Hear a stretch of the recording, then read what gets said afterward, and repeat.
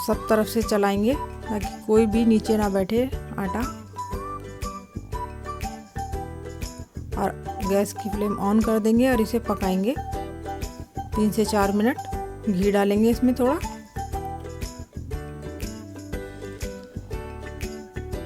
ऐसे चलाते हुए पकाते रहेंगे।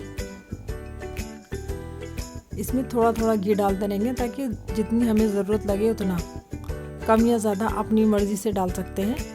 ये अच्छी तरह थोड़ा ड्राई हो गया है।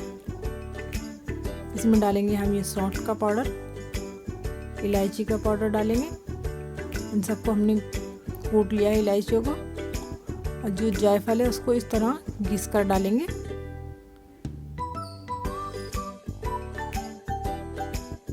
ये मसाले डालने से इसमें एक अच्छा टेस्ट आता है।